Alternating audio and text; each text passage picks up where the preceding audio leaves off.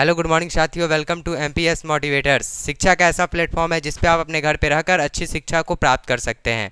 आज हम लोग क्लास 9th के चैप्टर नंबर 2 जिसका नाम होगा गति का वर्णन। हमने पहले चैप्टर में पढ़ा था, जैसे मेजरमेंट के बारे में हमने आपको बताया था, मापन के बारे में। मापन को आप ज़रूर उस वीडियो को देखे होंगे, यदि नहीं देखे होंगे तो उस वीडियो को जाकर देखेंगे एमपीएस मोटिवेटर्स चैनल के द्वारा। यदि आप मेरे इस चैनल पे नए होंगे तो इस चैनल को सब्सक्राइब कर देंगे। यह वीडियो आपको अच्छा लगेगा तो वीडियो को लाइक भी कर देंगे। यह जो वीडियो आज हम लेकर आए हैं, यह हेडमास्टर जो एग्जामिनेशन बीपीएससी के द्वारा होने वाली है, सक्षमता परीक्षा फेज़ 2 जो होगी, उसके लिए यह वीडियो काफ़ी इम्पोर्टेंट होगा और यह क्लास 9th के लिए इम्पोर्टेंट तो है ही। आइए ज़रा देखते हैं हम लोग क्लास 9th का चैप्टर नंबर 2 जिसका नाम है गति का वर्णन। आज हम लोग इस चैप्टर में पहले 10 फार्मूला देखेंगे और इससे रिलेटेड 10 ऑब्जेक्टिव क्वेश्चन भी देखेंगे।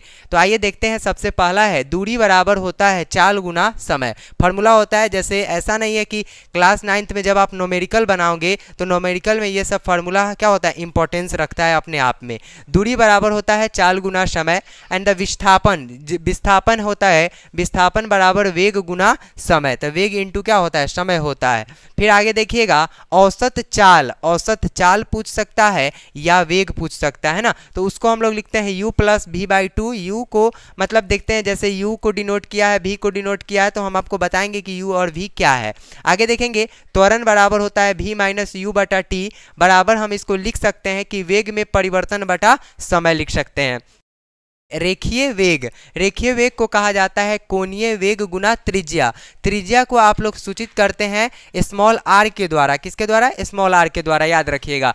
फिर जैसे आपको मैथ में मिलता है वृत्त की त्रिज्या आर बराबर, तो त्रिज्या बराबर क्या होता है, व्यास बटा 2। तो आर बराबर व्यास को आप डिनोट करते हैं डी के द्वारा, डी को हम लोग कहते हैं डायमीटर। ये भी आपको याद होना चाहिए।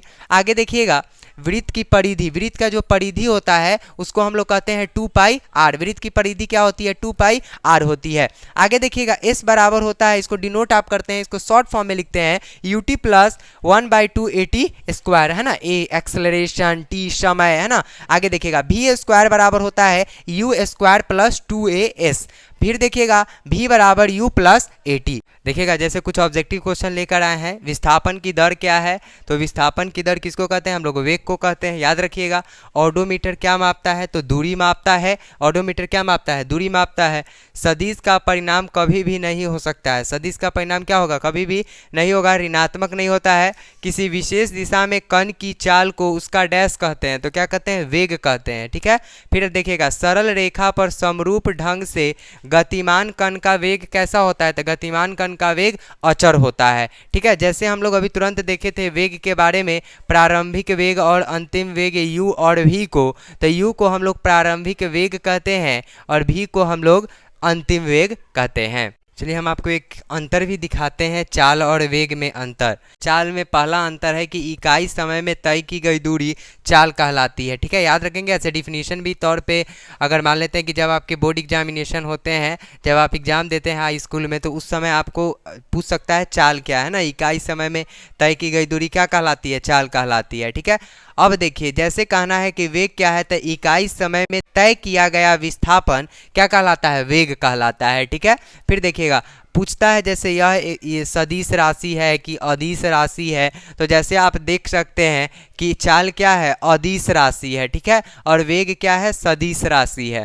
फिर देखिए, कहना है चाल का कि औसत चाल का मान, है ना, औसत चाल का मान कभी शून्य नहीं हो सकता है, मतलब कि औसत चाल कभी भी 0 नहीं हो सकता है। वेग वह क्या हो सकता है, 0 हो सकता है।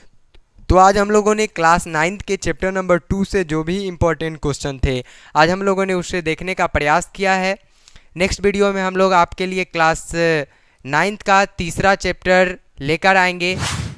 ऐसे अच्छे वीडियो पाने के लिए एमपीएस मोटिवेटर्स को सब्सक्राइब करें। वीडियो अच्छा लगा हो तो वीडियो को लाइक कर दे, पॉजिटिव कमेंट करें। नेक्स्ट वीडियो में मिलते हैं, इसके लिए धन्यवाद।